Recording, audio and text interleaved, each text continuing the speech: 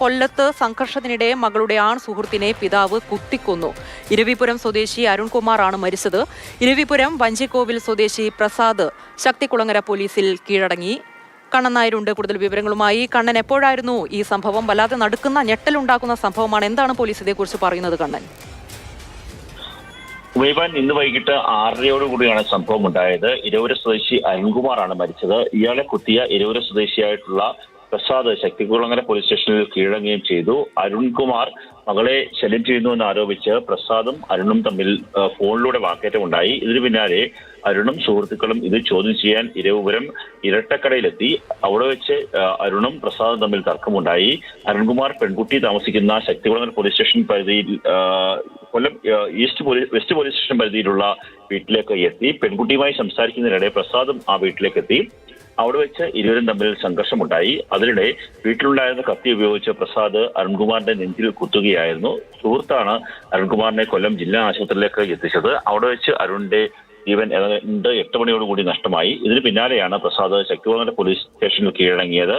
മകളും അരുൺകുമാറും തമ്മിലുള്ള സൗഹൃദം താൻ എതിർത്തിരുന്നുവെന്നാണ് പ്രസാദ് പോലീസിൽ മൊഴി നൽകിയത്. എന്നാൽ സൗഹൃദം അവസാനിപ്പിക്കാൻ അരുൺകുമാർ തയ്യാറായില്ല. ഇന്ന് വൈകിട്ടും സൗഹൃദത്തിൽ നിന്ന് പിന്മാറണം എന്ന് താൻ അരുൺകുമാറിനോട് ആവശ്യപ്പെട്ടു. എന്നാൽ ഒരു സംഘർഷത്തിലേക്ക് കാര്യങ്ങൾ പോവുകയായിരുന്നു. തന്നെ അരുൺകുമാർ ആക്രമിക്കുകയും ചെയ്തു. അതിനിടെ കത്തി ഉപയോഗിച്ച് താൻ അരുണിന്റെ നെഞ്ചിൽ കുത്തിയെന്നാണ് പ്രസാദ് പോലീസിന് നൽകിയിരിക്കുന്ന മൊഴി. അരുൺകുമാറിന്റെ മാതാവ് വിദേശത്താണ്. ഇപ്പോൾ അരുണിന്റെ മൃതദേഹം കൊല്ലം ജില്ലാ ആശുപത്രി മോർച്ചറിയിലാണ് സൂക്ഷിച്ചിരിക്കുന്നത്. നാളെ പോസ്റ്റ്മോർട്ടം നടത്തും. അതിനുശേഷമായിരിക്കും ബന്ധുക്കൾക്ക് വിട്ടു നൽകുക. കുറച്ചു നാളുകളായി അരുൺകുമാർ വിദേശത്തായിരുന്നു ജോലി ചെയ്തിരുന്നത്. 1 മാസം മുമ്പാണ് അരുൺകുമാർ നാട്ടിലെത്തിയത്. കണ്ണൻ, വെറും 19 വയസ്സ് മാത്രം പ്രായമുള്ള പയ്യനാണ്. ഇത് പെട്ടെന്നുണ്ടായ ഒരു പ്രകോപനമാണോ? ഇവർ തമ്മിൽ അതിനു മുമ്പും സംഘർഷം ഉണ്ടായിട്ടുണ്ടോ? അങ്ങനെ എന്തെങ്കിലും വിവരം ലഭിച്ചിട്ടുണ്ടോ കണ്ണൻ?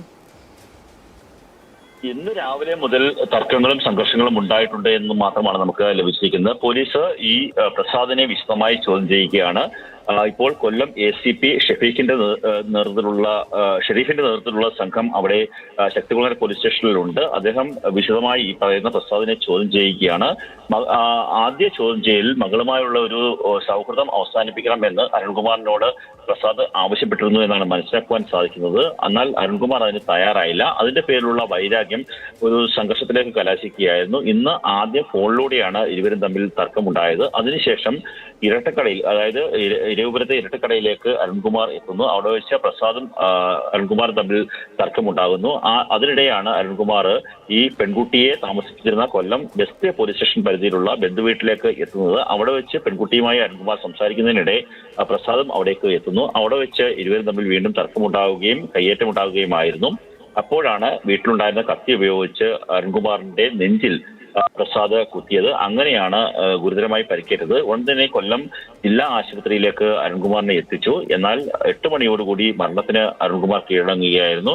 ജീവൻ രക്ഷിക്കാൻ ആയില്ല. ആഴത്തിൽ നെഞ്ചിലേറ്റ മുറിവാണ് മരണകാരണം എന്നാണ് പ്രാഥമികമായിട്ടുള്ള ഡോക്ടർമാരുടെ പരിശോധനയിൽ മനസ്സിലായത്. നാളെയാണ് പോസ്റ്റ്മോർട്ടം നടക്കുക. കുറേയേറെ കാലമായി ഈ പ്രസാദിന്റെ മകളും അതുപോലെ തന്നെ അരുണും തമ്മിൽ സൗഹൃദമുണ്ടായിരുന്നു എന്ന് പറയപ്പെടുന്നു.